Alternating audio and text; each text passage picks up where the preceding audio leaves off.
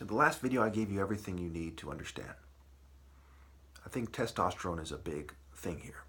What is a man? What is a woman really? What are their roles in society?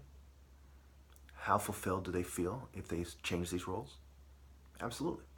Feminism has asked good questions that the right does not ask enough. Okay, they're basically responding to the liberals challenging the conservative traditions. Okay, I do believe there are gender roles. I don't agree with the right on what they are. I don't agree with the left on what they are and what they should be. I do believe that people should be the best hero they can be. Why should they go for anything other than that? Why should they accept anything other than that? When we look at testosterone, we have test, O's, and tear 1. When we break down the word testosterone, it's the test in relation to the O's, the reproductive sun cycle of the followers of Ra and Haru. It's hard to really put my finger on, or anyone, I don't think anyone could honestly tell you what the followers of Ra were really like. But we do know that they were talking about the strength of the sun.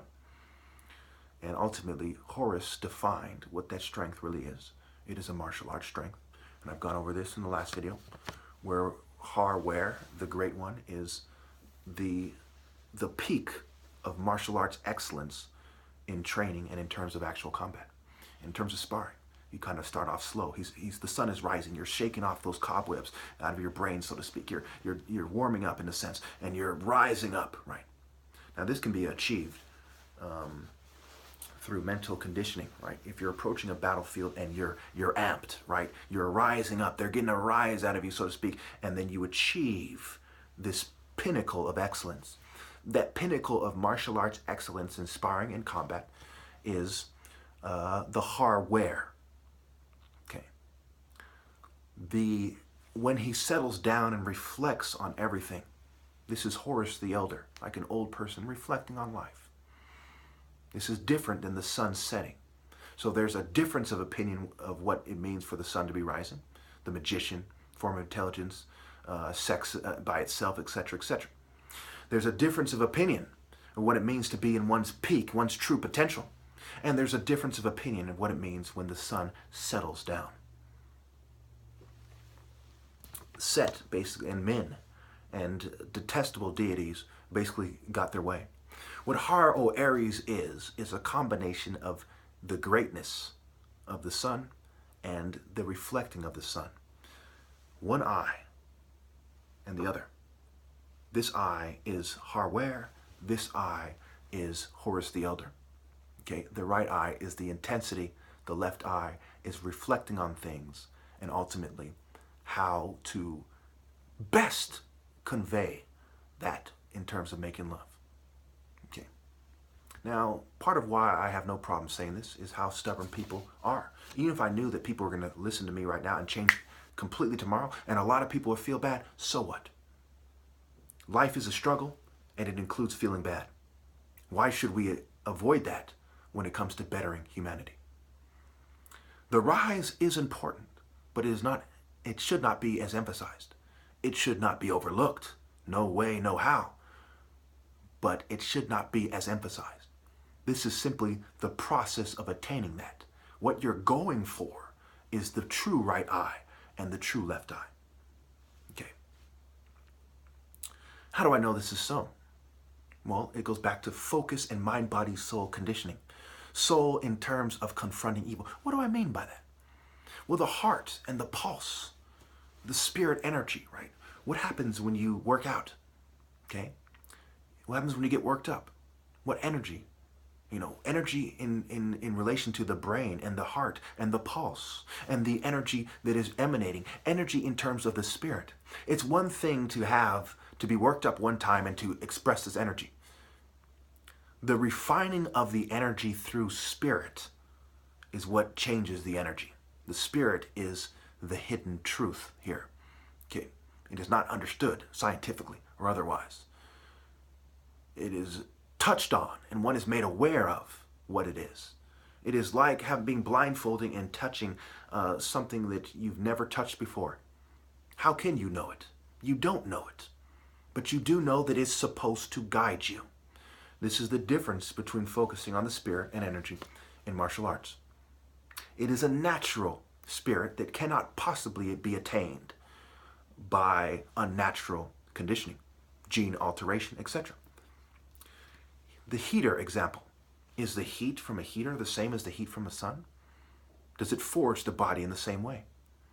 Does the sun create the same type of plant that the grow light does? A lot of people don't truly pick up on this. You could perhaps create the exact response in the plant, but there is something hidden that is missing if it is not grown with sunlight. Ironically, when I used to grow marijuana myself, legally, mind you, in California, this heat from the sun, the best weed I ever grew myself, I grew right there on my windowsill with sunlight.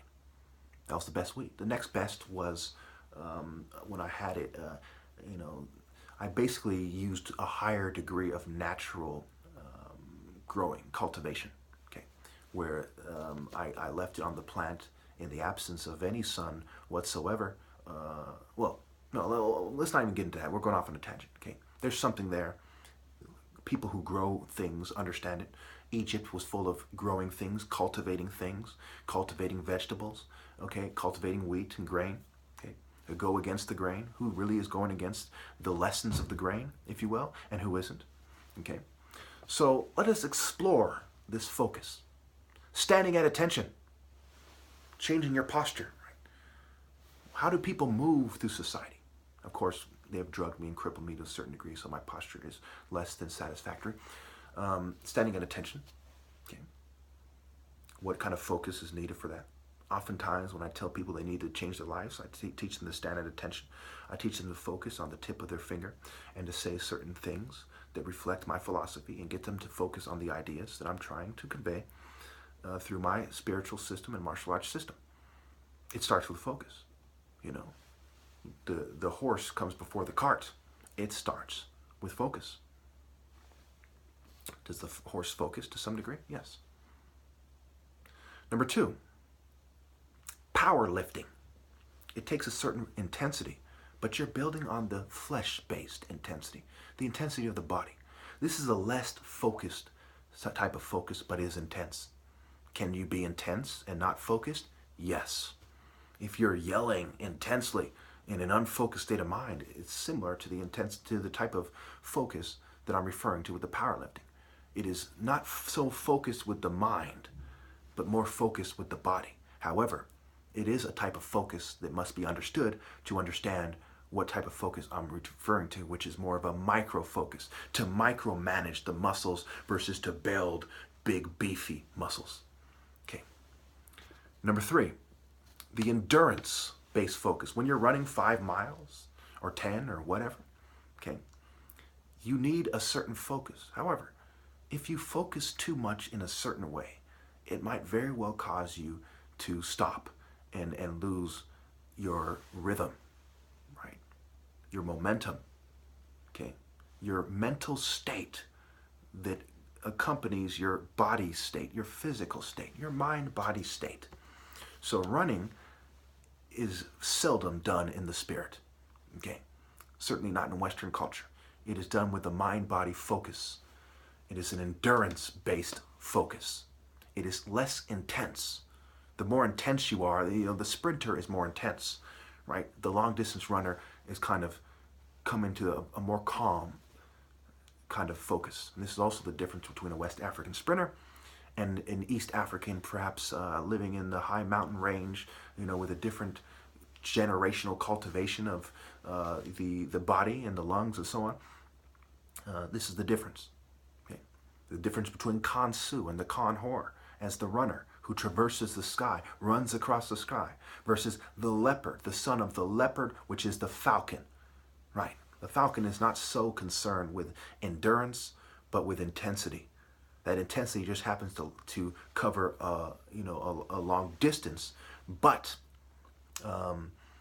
he's moving it's 200 miles per hour at times, and so on and so forth. Okay, so this must be considered in the Peregrine falcon and so on. So when we look at number 4, all these forms of focus can be improved through illusion. The next 2 cannot. Number 4, martial arts show the line illusion. Okay, surgical striking. You can use illusion to increase your surgical strike when it is just that. Breaking bricks, okay? Doing demonstrations, okay? Doing surgery itself. However, so this requires a certain intense focus, but it is different than the focus that is required for choosing a mate when breeding and mating and finding your partner, your soul mate, right? Your soulmate. This is a sun focus. This is why most people don't get it right. I say it again. When choosing a mate, choosing someone to be with, to have kids with, which is the purpose of sexual behavior, this requires a deeper and more profound focus. It requires an intense focus. It requires a calm focus. It requires a har o eris focus. What got the rise out of you? What got you interested? Yes, it's important. But to understand the rise, you must understand Har Wer and Horus the Elder. The left eye of the elder, the right eye of Har Wer, her war. Face where? And so on and so forth. Ra war. Breeding in terms of the culture war. In terms of being responsible and moral. In terms of truth and being honorable and preparing your life for death and choosing the type of person who is going to stand with you and is going to be willing to sacrifice their flesh and their children's flesh for the spirit. This requires a higher degree of focus than the first 4 points. This requires reflection, introspection. This requires understanding memory, motivation, your thought processes, your interests. This requires mind, body, soul, and transferable skills, which are more effectively based through sparring. So when you say, I don't know if this guy knows what he wants, if he really loves me, and so on and so forth. Well, sparring is one way to show people that you do know, that you are sharp. Okay. So this one's key. Number 5 is very key, right? In order to have the spirit of love, you need certain forms of intelligence, right? How do you know if it's love? I go as far as say that you have to have wisdom to have love. Love comes from justice and wisdom. Wisdom is based on justice. Love can only come from wisdom and justice. Love is the spirit that the soul that moves in justice and wisdom cultivates. And this wisdom is a martial arts wisdom. Okay, the right and the left eye together. The geek is incomplete without the martial artist. The martial artist is incomplete without the reflective state of the martial artist after he works out, which can seem similar to being a geek. The geek is an incomplete man on the left, and on the right, the brute is an incomplete man. And that is being gracious if you really think about the truth, which is what I want you to think about. Number 6, skywalk maneuver striking. This is the highest form of focus. You can focus enough to understand love and find your soulmate without being the master martial artist, without being the top martial artist. So it's one thing, put simply, it's one thing for me to strike effectively with a surgical manner. Okay? It's another thing for me to move around masterfully, footwork, upper body, every twist and turn, every micromanaged move. This is why Africans did the dances the way they did, to move a certain way, right? Also, they would do dances all across the world. Different tribes would do dances to express their martial prowess, if you will, their warrior prowess. Okay, so to skywalk and know when to strike and when not, when to time it. Timing is another transferable skill, right? Focus, timing, intensity, sensibility, sensitivity. Okay, sensitive to those movements and to the energy, and if they're in the spirit they're in to strike. But chances are, if you are in the spirit, they are not. In combat, that is. Thank you.